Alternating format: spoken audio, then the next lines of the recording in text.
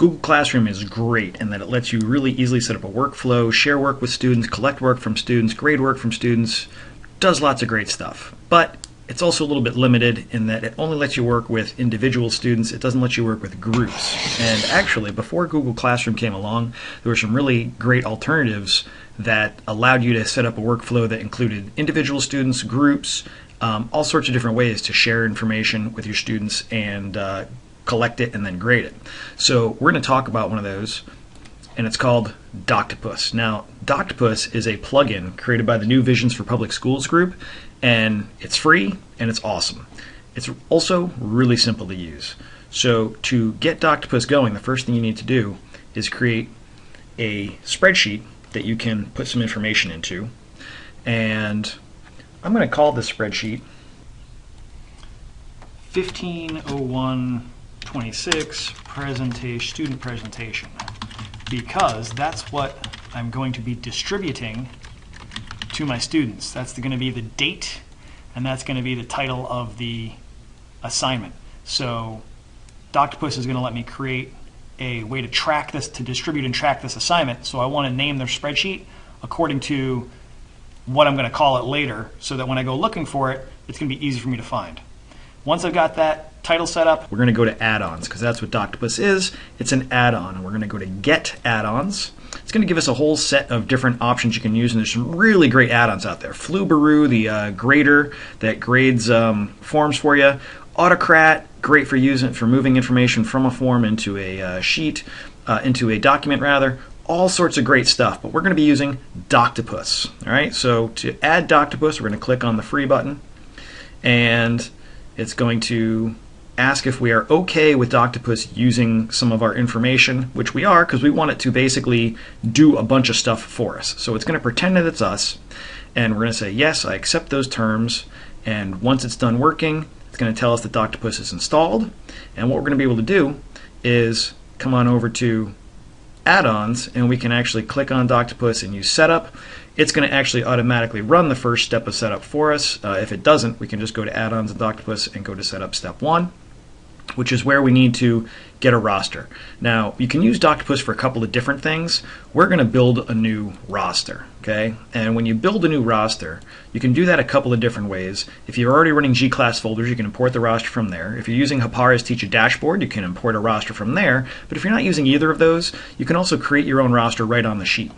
And so all you've got to do is say, on this sheet, say, create roster. Now what it's going to do is, it's going to actually create some columns for us to fill out for our students.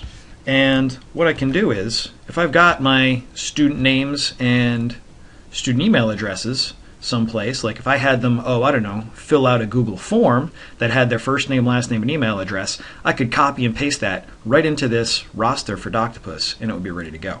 Now, once I've got a roster set up, I can refresh it. It'll check and make sure everything's okay, and once it thinks it's ready to go, it's going to ask me to name the roster. And so let's call this my period 3 roster. And actually, if I've got this create class folders checklist checkbox set, it's going to also show me how it's going to set up a distribution list for me with the name period 3.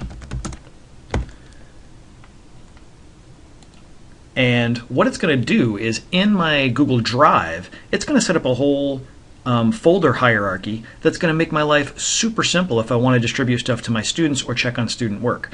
It's going to create a folder called period 3 in my drive and in my students' drives, and I'm going to have 4 folders inside of that, and one's going to be teacher folder, one's going to be class edit. Anything I put in there, students are going to be able to actually just go right in and work on that folder, that file, all at the same time.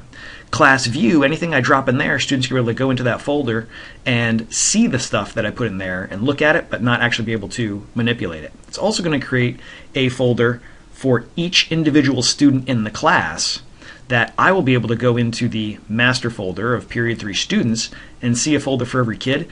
Anything the students put in there, I'll be able to go in and look at. It'll be a shared folder between the student and myself, but it won't be shared between all the other students. So it's a really handy way to distribute stuff quickly and easily to individual students. So this sort of replicates a lot of the functionality of Google Classroom. Now, once I click create and share folders, it's going to run, it's going to start doing that thing, and it's going to not only set up those folders, that folder structure in my Google Drive, it's also going to set up that folder structure in the student's Google Drive.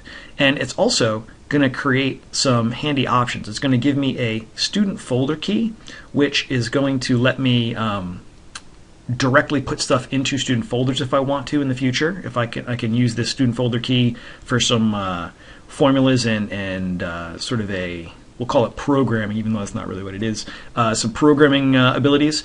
I'm going to be able to exclude students that are no longer in the class, or if I don't want to share certain things, I can exclude students from the sharing. And it's going to be super easy for me to do all this stuff. So if I were to head over to one of my students' Google Drives and I look in incoming, I'm going to see that there is now a folder waiting for that student called period 3. Student's last name is A, student's first name is student. So student A has a period 3 folder waiting, along with a class view period 3 folder. And what I can actually do is I can add these folders right to the student drive. The student can click where it says add folder, and it's going to put those folders right into their drive, and now the student has a folder called period 3 last name first name. When they go in there, there's a folder waiting for them with class edit files. If they go, anything I drop into that or anything they drop into that, everybody's going to be able to edit. Same thing with class view. If people put stuff in there, all the students in the class are going to be able to see the stuff but not edit it. How cool is that? Super simple. Students can put stuff into it, teachers can put stuff into it, real easy to use. Now, if I come back over to my teacher account, not only have I been able to set up this roster in this distribution system of folders in Google Drive, I can also do some other stuff with Doctopus. Now, here's where the real power comes in. It's great to be able to use those folders, but I can also use Doctopus to distribute individual files to students or groups of students. And here's what's really neat. I can choose to share stuff individually all the same. They all get their own copy of a file. So if I want them all working on like a worksheet, they can do it digitally. And they can have all the same worksheet to work on. Or I can say I'm going to give certain worksheets to certain students. And it lets me send individual copies of worksheets to different people in the class.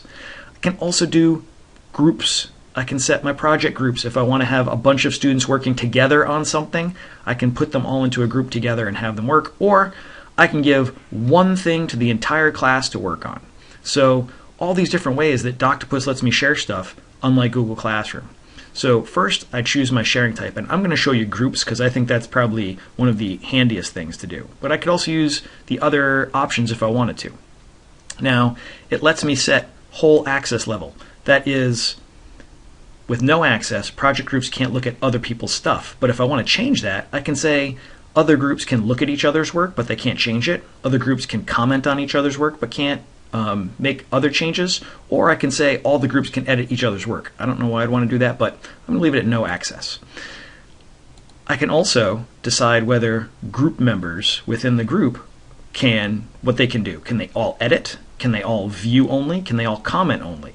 So if I had some sort of a reading worksheet where I wanted them to read and then identify certain portions of the material, I could give them comment only instead of edit, and they'll be able to go through and tag certain portions of the page. Or if I want to just show them something without actually having them make changes to anything, I can give them view only permission. Now, if I give them allow edit, I can do that.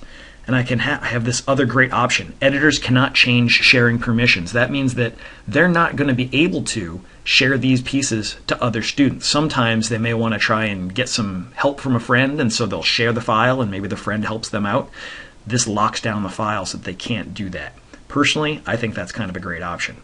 Also, I can add co-teachers. Co-teachers are going to be able to go in and look at this work as well, which is going to be really handy if I am co-teaching a class, I've got in-class support, something like that. So another leg up on Google Classroom here through Doctopus. Once I've got all the options set the way I want to for sharing this is going to be sharing for one particular assignment. I can rerun this different times for different assignments if I want to. I'm just going to do this one time for this one assignment, and I'm going to do save and continue. So it's going to save the choices I've made so far. It's going to set up a group column on my page. And what I can now do is, if I want, I can say, well, I want student A and student B to be in group A, but I want to put this other student into a different group. And if I had more students, I could assign the groups however I wanted.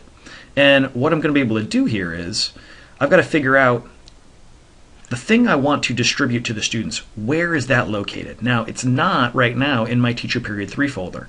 So I've got to choose the folder where it's located. So what I'm going to do is, I'm going to find from all my folders that exist in my Google Drive, I'm going to find the folder that contains the thing I want to share with my students.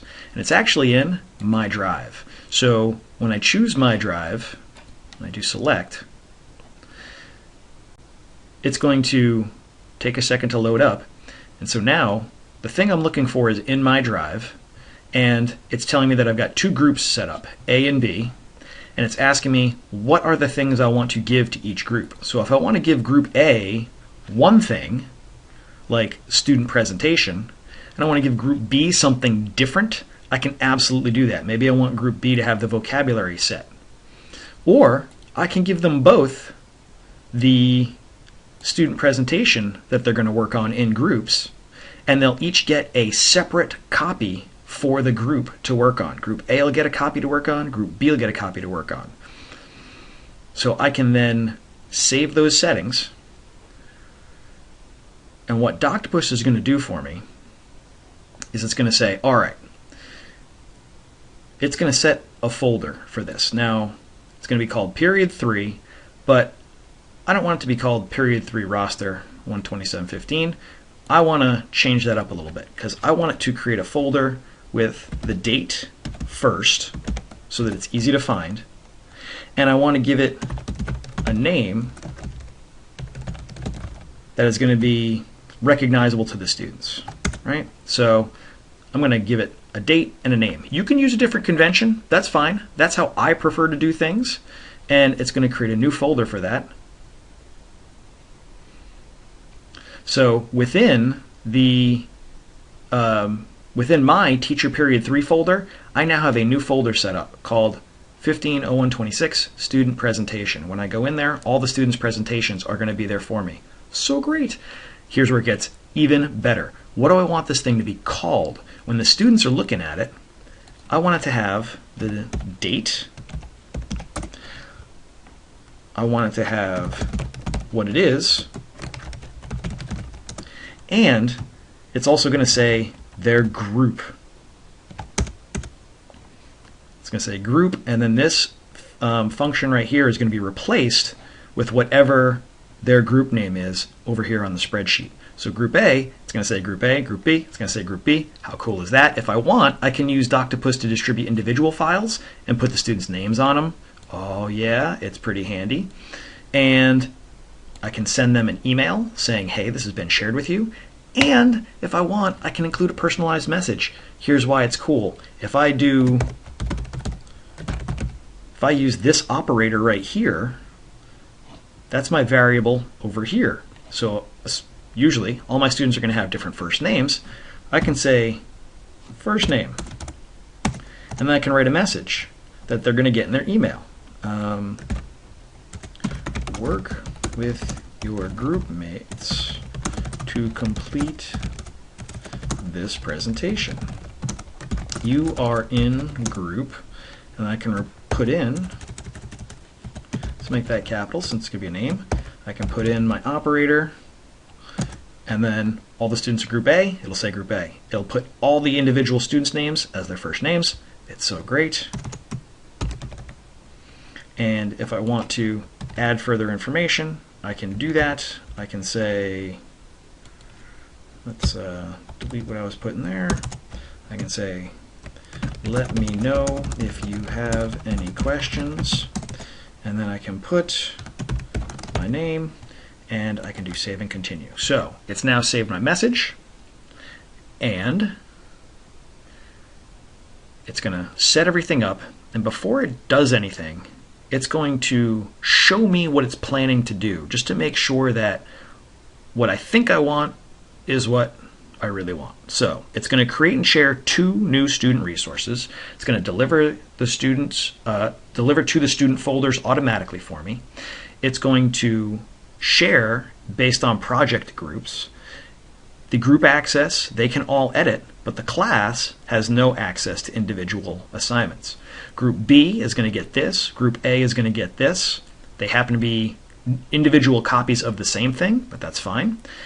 It's going to be going to these students, and here's what the note that I wrote is going to look like when they get it. Now, this word student would actually be a first name because that would be their first name over here.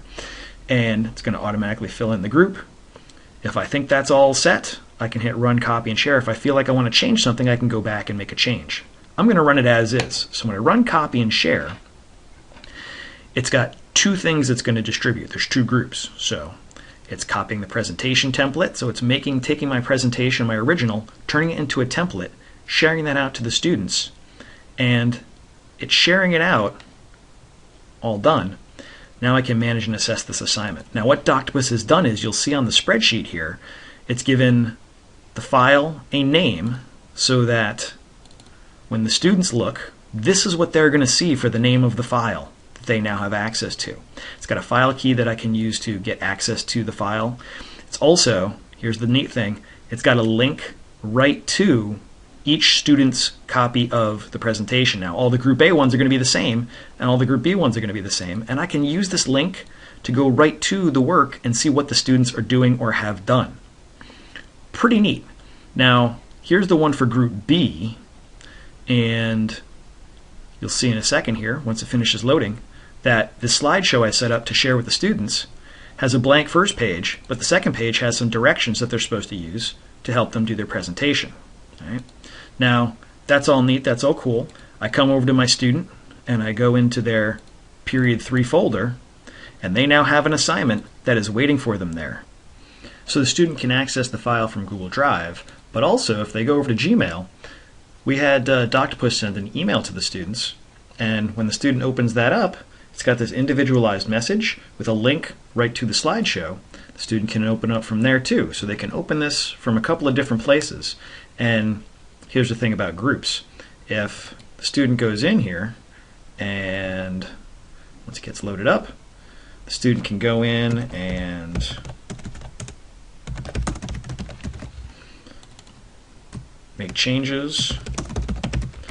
And if another student in the group heads over to their email, they can also head into that same file, and what's going to happen is they're going to see the changes the other person has made. They're actually going to be able to make changes at the same time. They're going to be working in the same area. We can see that student A is in here and that they are logged in to the file. And if student B comes in and makes some changes, student A is going to see that the other student's logged in, and they're going to be able to see the changes that are going on. So it's a really handy way for them to do some group work.